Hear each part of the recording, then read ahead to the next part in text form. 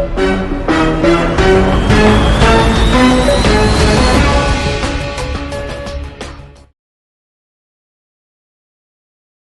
इतिहास गवाह है, आप कभी भी भीड़ के साथ नहीं चलते। मैंने भी इस बात को नोटिस किया है, हमेशा अकेले चलने वाले है कि यानी आपका इंटरेक्शन जो है मेंबर के साथ बिल्कुल सीधा होता है।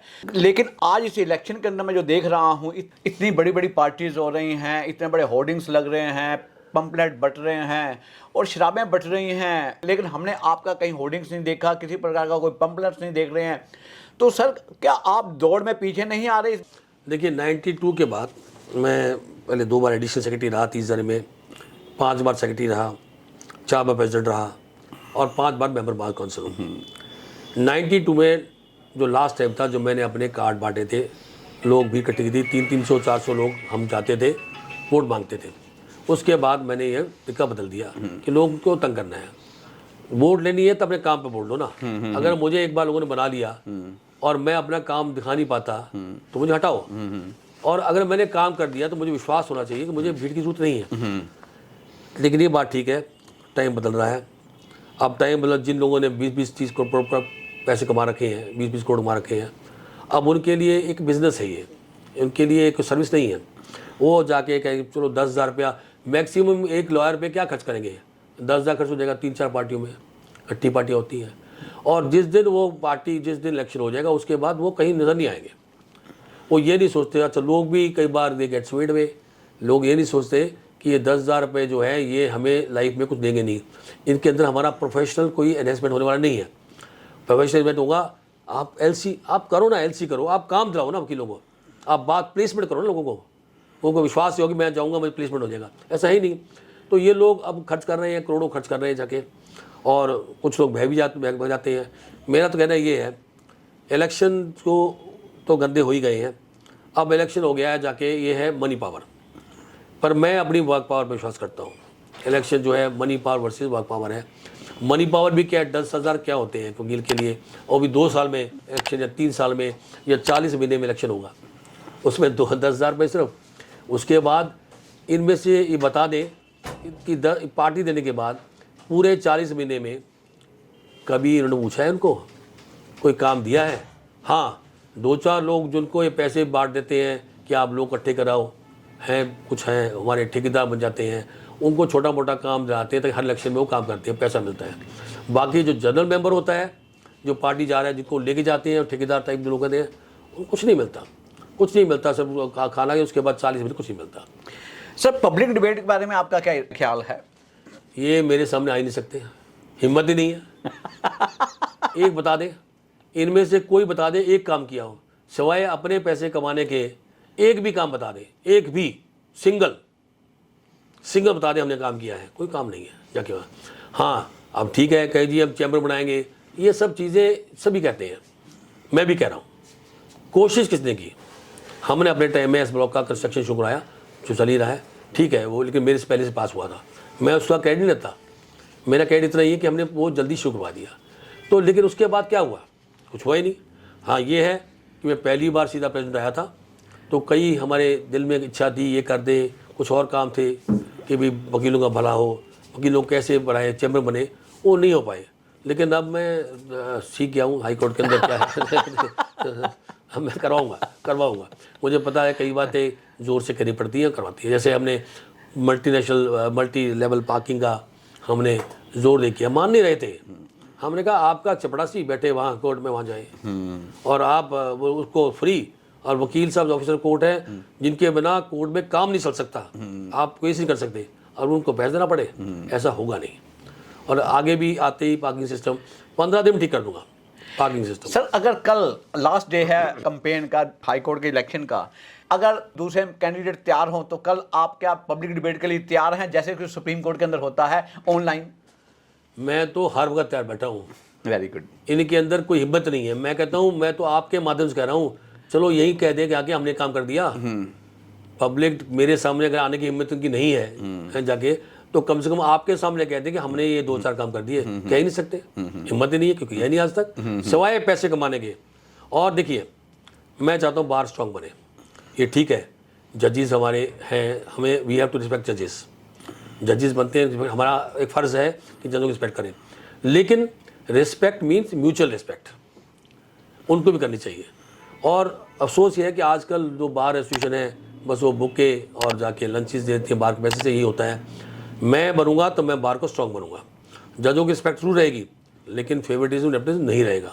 बार को स्ट्रॉन्ग करूंगा, बार को जज महसूस करेंगे कि बार एग्जिस्ट जो आजकल नहीं कर रही है, जाके वो करूँगा। सर, यंग एडवोकेट के बारे में आप उनको क्या एश्योरेंस देना चाहेंगे?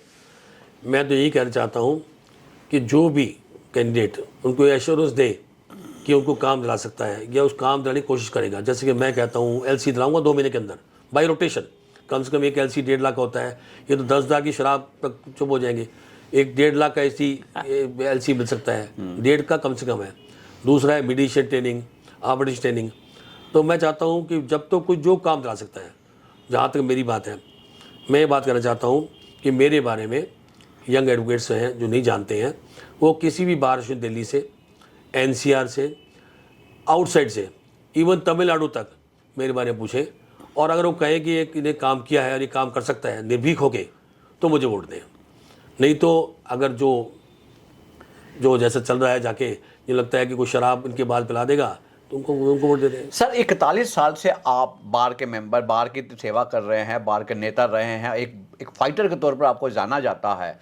जहाँ तक मेरे पास इंफॉर्मेशन है, आपको कई बार जुडिशरी के अंदर भी कहीं ना कहीं प्रपोजल मिले। इसके अलावा बहुत बार पॉलिटिकली, चाहे समाजवादी पार्टी वाले की बात की, एमएलए का भी बनने का प्रपोजल मिला, लेकिन आपने कभी भी उसकी तरफ ध्यान ना लगा। लोग सीनियर एडवोकेट भी डेजिग्नेटेड हो गए, लेकिन आपने आज तक कभी भी केवल बार के अंदर ही अपने आप को कन्फाइन करके रखा हुआ है। वजह देखिए, सबसे बड़ी बात बताता हूँ आपको। मुझे 92 में ऑफ़र आया था, एडीजी के लिए आया था। उसके बाद में एक बार और ऑफ़र आया था, बाद में एक बार हाईकोर्ट जज का आया था। लेकिन मेरी कभी इच्छा रही नहीं, मैंने कभी नौकरी तरफ देखा ही नहीं। मैं तो समझता हूँ जब तक हम लोग आपस में ना मिलें, जब तक मैं 200-300-400 लोगों से शेक हैंड नहीं कर देता, तो मुझे उससे लगता है कुछ किया ही नहीं। जहाँ तक गवर्नमेंट की बात है, गवर्नमेंट के अंदर क्या होता है कि आपको अपने लीडर की बात माननी पड़ती है, जो कहेंगे आपको लाइन वो माननी पड़ेगी। वकील होने के नाते हम निर्भीक हैं, हमें किसी का जो हमारी अंदर की बात है, जो हम चाहते हैं कहना चाहते हैं, हम कह सकते हैं, इंडिपेंडेंट हैं।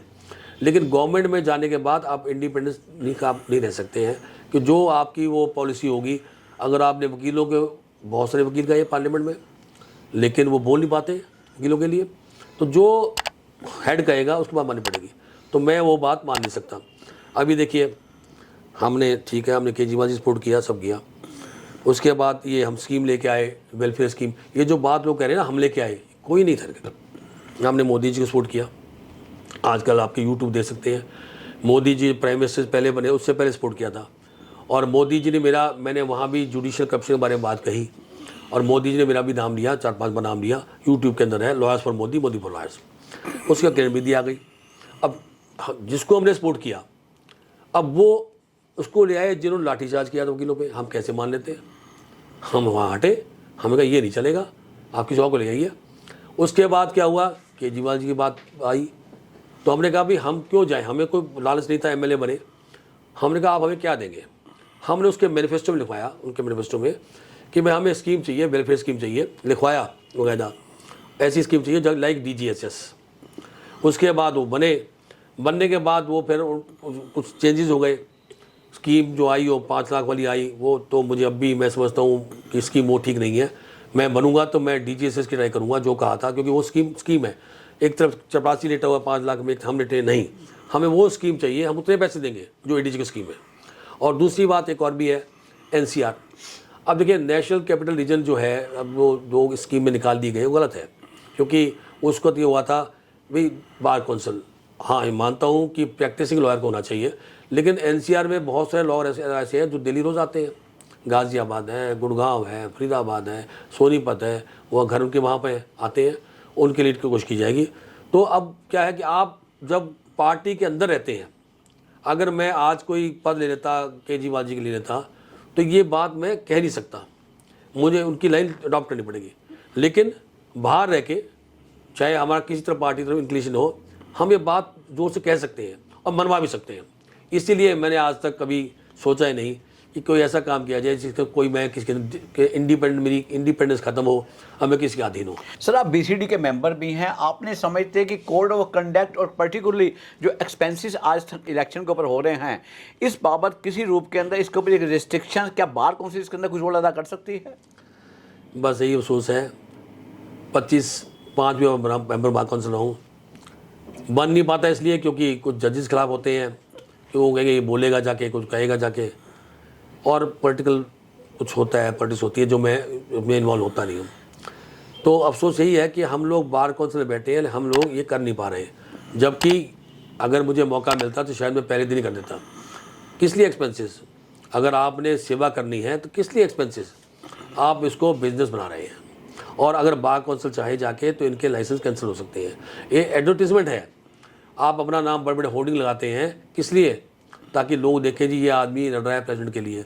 उस आदमी का जो हार भी जाएगा तो उसका नाम तो ध्यान में रहेगा ना, फ़ोन नंबर वगैरह सब होता है।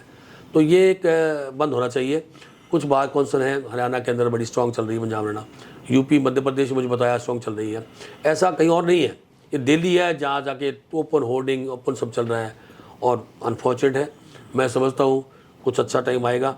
अब हमारे मुरारी तिवारी हमारे चेयरमैन हैं, मैं समझता हूँ वो भी कुछ स्टेप ले सकते हैं, उनसे मैंने कहा भी है, कह भी रहे थे, देखिए क्या होता है। सर, रिसेंटली एक इशू आ रहा है, बल्कि चर्चा में भी है, लीगल एड के बारे में डिफेंस काउंसिल के पॉइंट ऑफ व्यू से। सर, इस बाबत आपका क्या कहना है? ये किन के लिए बेनिफिशियल हो सकता है? देखिए, बहुत अफसोस की बात है जो भी इस स्कीम को लेके आए हैं नालसा में कि भाई आपको गरीबियों के लिए डिफेंस काउंसिल मिलेंगे उनके बचाव के लिए, ये गलत है। लीगल एड कमेटी जब आप ऑलरेडी है, लीगल एड लॉयर्स हैं, तो ये तो है जो आजकल तो 90% लोग, कोई विमेन का फ्री है, ट्रांसजेंडर्स का फ्री है, और कई लोगों का फ्री है, 5 लाख 3 लाख का इनकम, और छोटा सा दिल्ली में तो कोई चेक करता भी नहीं है, एक छोटा सा एफिडेविट देते हैं करा के, अटेस्ट करा के, और उसकी बात मान ली जाती है कोई है। तो वैसे ही बहुत कम काम हो गया है। और लीगल एड जब ऑलरेडी है, लॉयर्स उनके हैं, तो ये नई स्कीम का क्या मतलब है? और बड़ी बात ये है, डिफेंस काउंसिल देखो, लीगली तो जो भी सैलरी क्लास होगा वो सैलरी पे वकील नहीं रह सकता है। तो पता नहीं किस सोच से ये नाम दिया गया है डिफेंस काउंसिल का। दूसरी बात ये है कि इससे इनका जो लीगल एड काउंसिल है ये काम ख़त्म हो जाएगा, फ़ायदा ही उनका नहीं है, ये उसके ऑल्टरनेटिव ला रहे हैं। और सबसे बड़ी बात यह है कि डिफेंस काउंसिल को बना के जो मैं देख रहा हूँ, सोच रहा हूँ, मेरे दिमाग में बात है, उसमें वो सब काम करेंगे, बेल कराएंगे, रिवीजन कराएंगे, अपील कराएंगे। अब ये एडिशनल सेशन जज लेवल पे है, पर बहुत जल्दी ये हाई कोर्ट के अंदर भी होगा, जो हमें हिंट आ रहा है जगह। तो उसमें क्या है, जाके डिफेंस काउंसिल जो होंगे वो आप जिस तरह किसी केस में पहुंच नहीं पाते, वकीलों के पास एक केस तो होता नहीं है, सपोज़ की केस में बेल लग गई, एंटीसिपेटरी बेल है, नहीं आया, दूसरा आईओ नहीं आया, जज साहब ने कहा पास ओवर 12 बजे रख दिया। मीन टाइम 30 तारीख कोर्ट के अंदर कोई विटनेस आ गया, तो वहाँ विटनेस रिक्वेस्ट कर रहा है या प्रॉक्सी काउंसिल साहब डेट लगा लीजिए, वो मानेगा नहीं, कहा सर डिफेंस काउंसिल करो।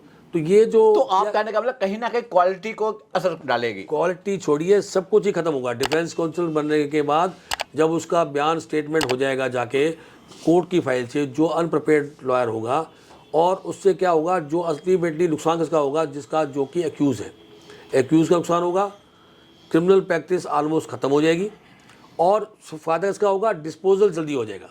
गवर्नमेंट दिखाई देगा जी बहुत जल्दी कोर्ट फैसले होने शुरू हो गए, बहुत हो गए जाके। तो डिफेंस काउंसिल स्कीम के लिए अभी इनके जो चेयरमैन हैं, पता लगा है नालसा के अपने चंद्रचूड़ साहब हैं, बहुत अच्छे हैं, और शायद उनको इस बात का पता भी नहीं है, इस बारे में इम्प्लीकेशन है इनको पता नहीं है।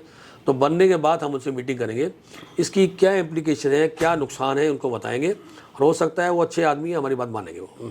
तो आप समझते हैं कहीं ना कहीं ये बहुत ज़्यादा बेनिफिशियल स्कीम जनरल एडवोकेट के लिए नहीं है?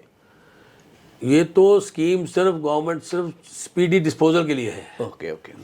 ना एक्यूज के हक में है, ना जुडिशियल सिस्टम हक में है, मतलब जजमेंट आएंगे without giving opportunity property to the accused. नहीं, आज भी इस बाबत बहुत सारी शिकायत है कि जो लीगल एड के काउंसिल हैं वो डिलीजेंटली अच्छे ढंग से काम नहीं करते हैं, या तो दूसरी पार्टी के साथ मिल जाते हैं, या और अदरवाइज जो है ना टाइम पर कोर्टों के अंदर पेश भी नहीं होते हैं। नतीजा का निकलता फॉर्मेलिटी तो पूरी हो जाती है कि उनको लीगल एड दी गई है, लेकिन सच्चाई तो ये है कि वो भी अच्छे ढंग से परफॉर्म नहीं कर पा रहे अपने आप को।